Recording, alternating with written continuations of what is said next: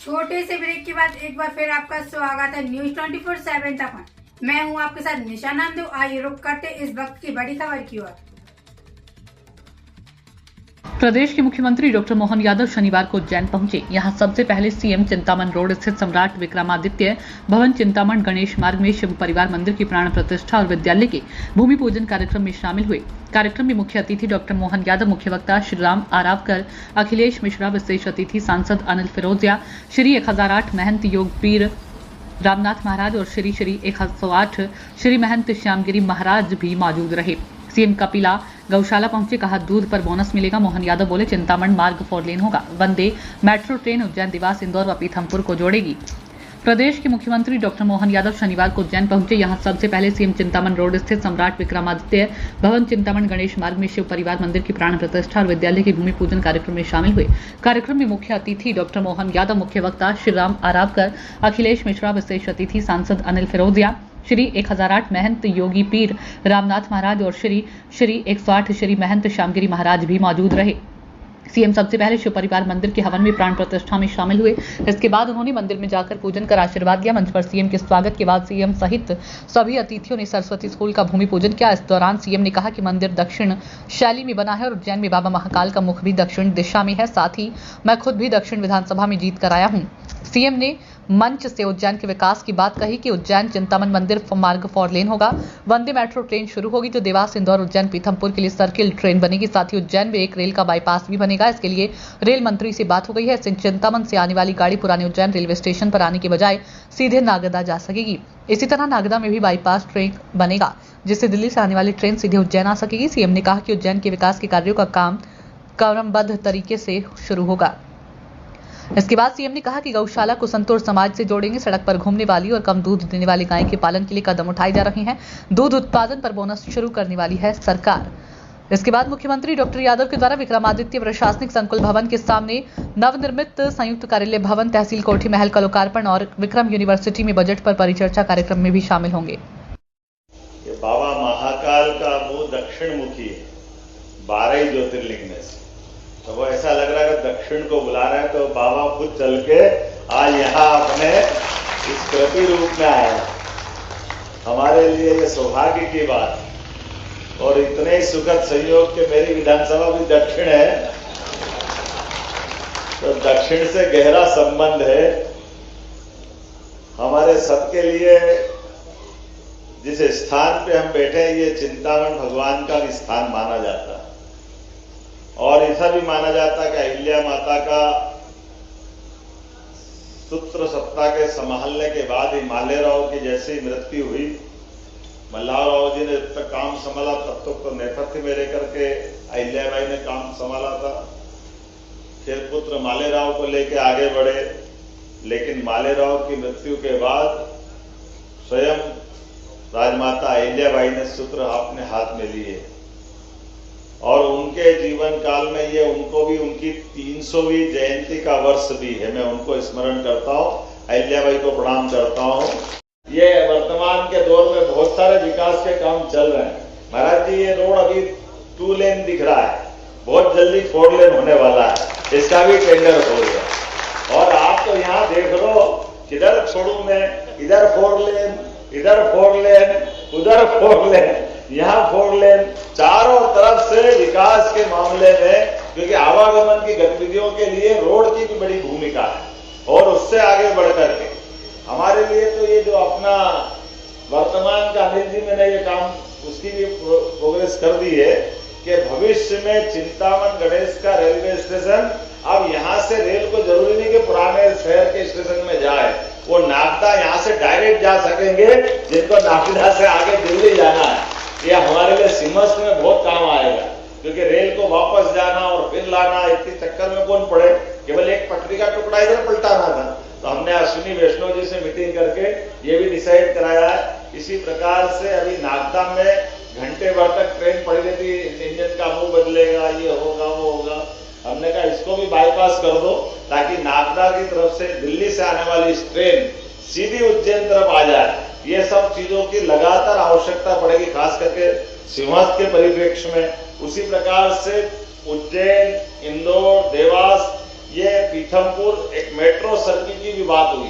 Metro train, जैसे metro train अपनी सीधी एक उसका टेंडर हमने कराई है, जो वर्तमान में 42 किलोमीटर की अरविंदो मेडिकल कॉलेज से चल करके अपने महाकाल महाराज तक आने वाली है।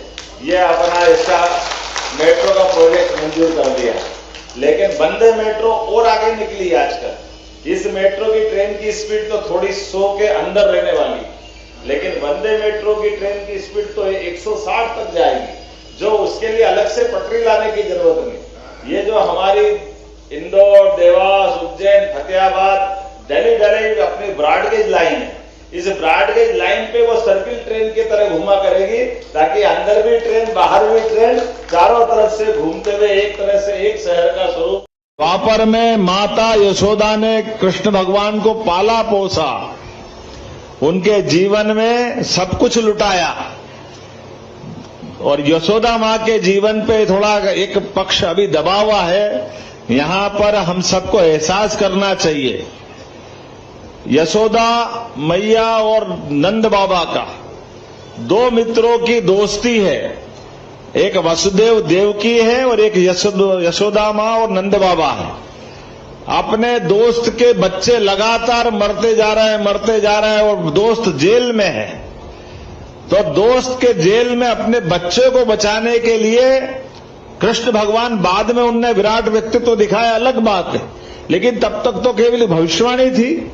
लेकिन ऐसी भविष्यवाणी में भी अपने दोस्त के बच्चे को बचाने के लिए अपनी बेटी को वासुदेव के हाथ में मरने के लिए दिया, और दोस्त के बच्चे को पाल करके जीवन भर एहसास नहीं होने दिया है। आप अंदाज लगा लो, कोई अपने जिगर के टुकड़े नवजात बच्चे को कोई मरने के लिए दे सकता है क्या? यशोदा मां का कितना बड़ा पराक्रम, कितना पुरुषार्थ है दोनों पति पत्नी का, कि अपने बच्चे को मरने का दे करके मुंह पे एक बार सिकन नहीं लाया, और कृष्ण भगवान को ऐसा पाला पोसा जो उनके सगे बच्चे से ज्यादा आनंद के साथ उनका जीवन गया है। उनका ये कितना बड़ा पुरुषार्थ है, कितना पराक्रम है, और जीवन भर उनको कोई भूल से भी कोई कष्ट आ जाए तो बचाने का काम किया है। लगातार कंस जैसे महाशक्तिशाली से, जो गोकुल और वृंदावन से मथुरा की दूरी कितनी है? 15-20 किलोमीटर की दूरी में। आज के समय में भी थाने के पास में कोई अपराधी को रख ले, हिम्मत होती किसी की? लेकिन वैसे समय में भी अपने बच्चे को तो मरने को दिया ही दिया, लेकिन उससे बढ़कर के अपने आप को भी उस संसार के उस समय के सबसे बड़े शक्तिशाली साम्राज्यकर्ता से जो होगा देखा जाएगा, लेकिन कृष्ण भगवान का लालन पालन हम करेंगे इतनी हिम्मत से। तो लाला कृष्ण कन्हैया लाल की।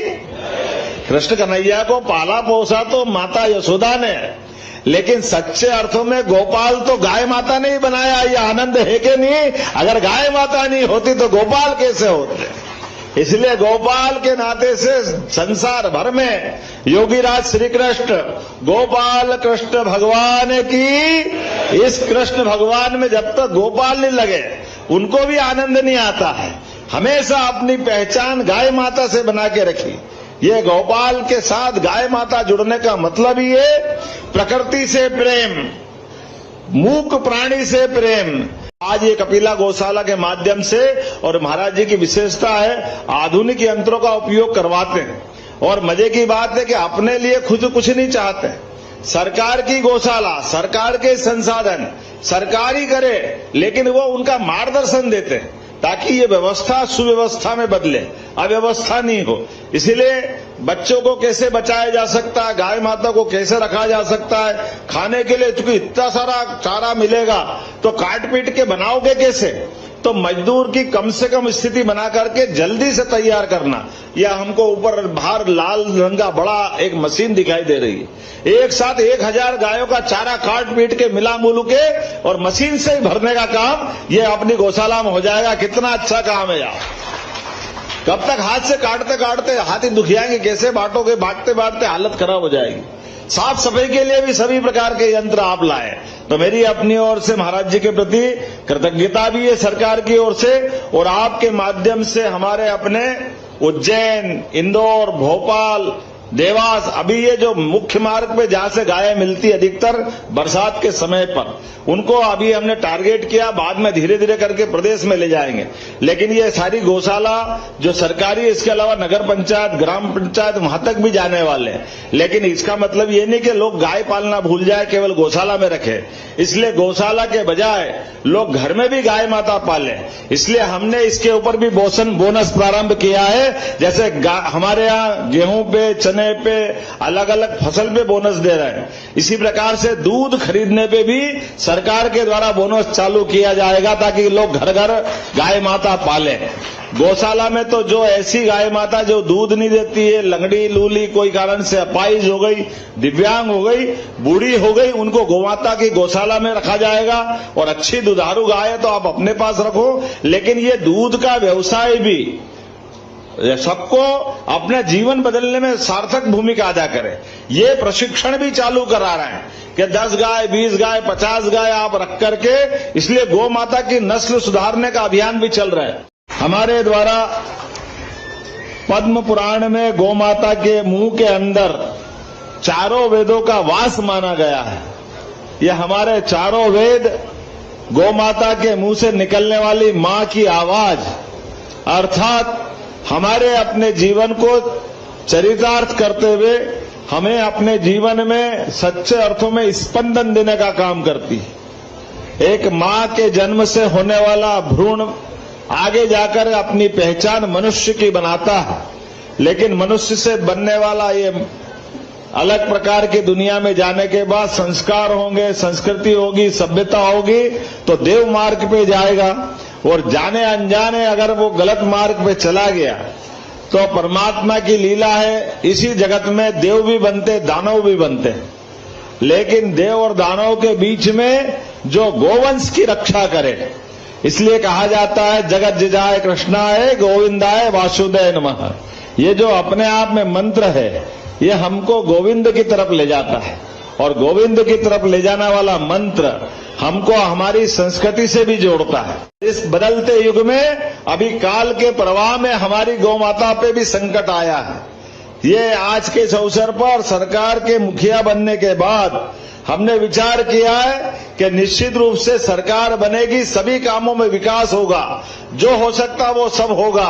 तो ये रतन धन की खान रत्ना खेड़ी में गौ माता कैसे असहाय मर सकती है, इनकी चिंता करने का काम हमारी सरकार करेगी। इसलिए ये गौशाला को अच्छा करने का काम भी किया है। और संयोग से महाराज जी हमारे बीच मिले हैं। हमारे लिए संत परंपरा, जैसे भगवान सूर्य लगातार हमको जीवन देते, उष्मा देते, ऊर्जा देते, तिल तिल करके वो जीवन भर जलते रहते हैं, लेकिन बाकी सबको जीवन देते हैं। ऐसे कठिन मार्ग में भी संत हमेशा हमको छाया देते हैं। आपको अपने जीवन का ये अग्नि वस्त्र, ये लाल कपड़ा कह के हम कभी कभी अपमान कर देते हैं। ये लाल कपड़ा नहीं है, अग्नि वस्त्र है।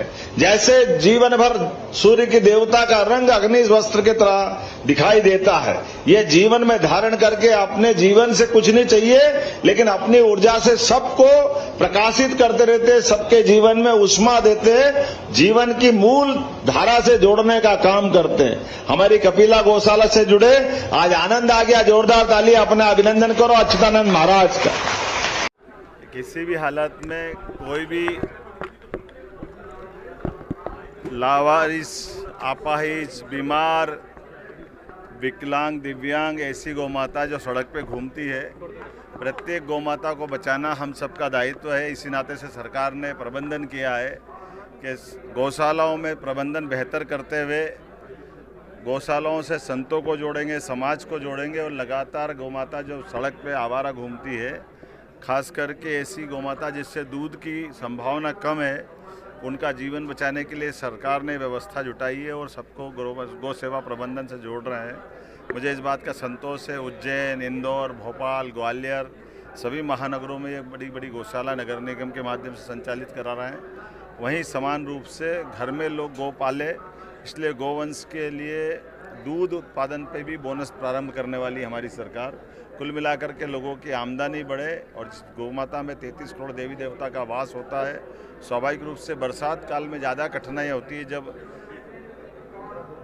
मक्खी मच्छर गीले के कारण सड़कें पे गाय आ जाती है। ऐसे में उनका इस सीज़न में बचाना बहुत ज़्यादा ज़रूरी है। इसमें गौ माताओं के माध्यम से एक्सीडेंट होता है, कई बार जनहानि भी होती है, उससे भी बचा जा सकता है और गौ माताओं को बचाना जरूरी है। मेरी अपनी ओर से अच्छे प्रयास को बधाई। विकास के काम तो लगातार करना ही है, अलग अलग। मुझे इस बात का संतोष है कि जिस प्रकार का काम चल रहे हैं सभी एक एक करके सब जब दिखेंगे तो मध्य प्रदेश नए रूप में आएगा।